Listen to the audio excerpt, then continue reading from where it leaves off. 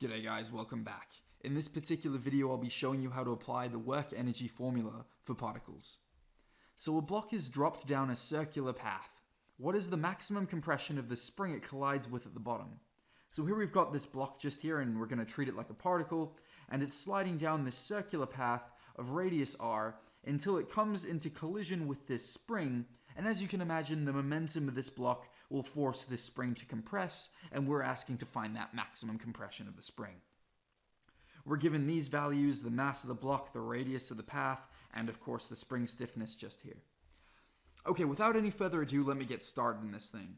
Let me remind for you the work energy formula for particles. It's a half m v2 squared minus v1 squared plus mg y2 minus y1 plus a half k L2 squared minus L1 squared is equal to W. Okay? Alright, well, before I get started on each of these individual terms, what they mean and what they are, let me quickly define two positions. I'm going to define position 1 as being where our particle was dropped onto the circular slide, and I'm going to define position 2 as the position which corresponds to our maximum compression of our spring. So this is positions 1, this is positions 2.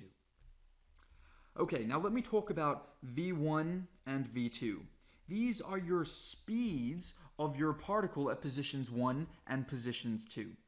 Now, because the block is dropped down a circular path, that means that V1, your speed at positions 1, is 0. This thing's dropped, so it doesn't have an initial velocity. It's not pushed down, it was dropped, right? Now, positions 2, it's a little bit tricky. You might be tempted to think, well, by the time this thing gets to the bottom, it's traveling real fast, right? But wait, we've chosen position 2 to be at the position of maximum compression of the spring, not when it touches the spring. Right? So at maximum compression of the spring, as you could probably imagine, the speed will be 0, right? That's because the spring's slowing down the block until it stops. And the point where it stops will obviously correspond to the maximum compression of our spring. So that's why V2 is 0. Now let's talk about Y1 and Y2. Now I'm free to define my axis wherever I like. I could define my axis being here, I could define it being here, but I think it's wiser to tactically choose an axis right here. So this is going to be X and Y just here. And we choose it in such a way that we get easy values to use maths with.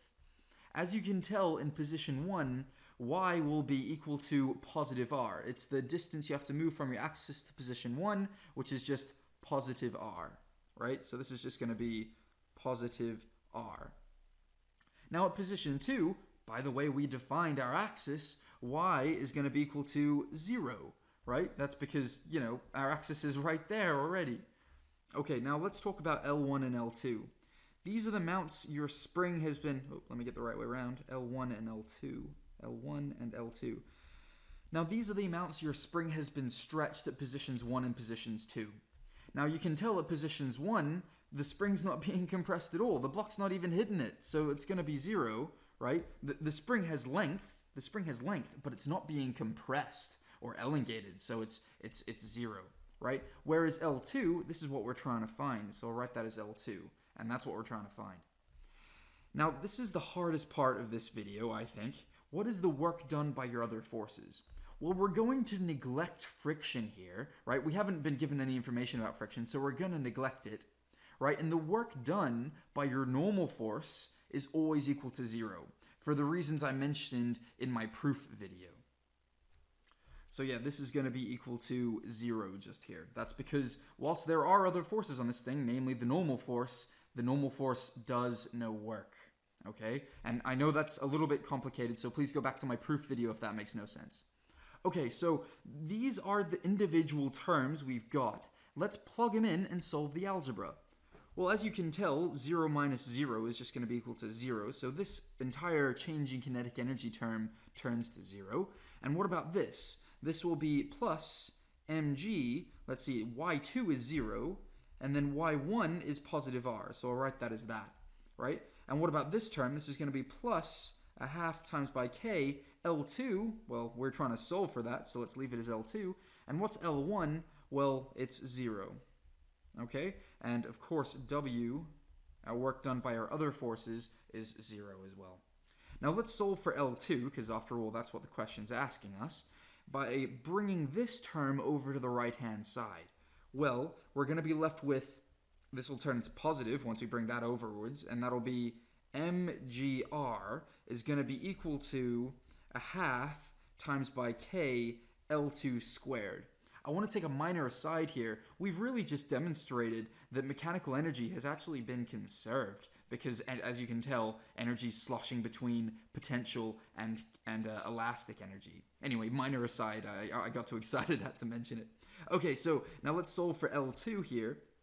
We know that L2 can just be written as bring the 2 over, divide by the k. It's going to be the square root of 2 mgr divided by k. And in this particular context, right, it's going to be the square root of 2 times by 3 times by 9.81 times by r, which was 4, all divided by 120. All right? Now I'll plug that into my calculator for you. And I just got, it's going to be equal to 1.4. So L2, the amount your spring has been stretched or compressed, is 1.4 meters. Now it's worth me pausing here real quick to tell you that the work energy formula doesn't tell you whether it's the amount the spring has been compressed or elongated, it just tells you the magnitude. So you really need to use some common sense here to show that, well, actually this thing has been compressed 1.4 meters. Okay? Alright guys, that's this particular problem done. I hope that made sense. Cheers.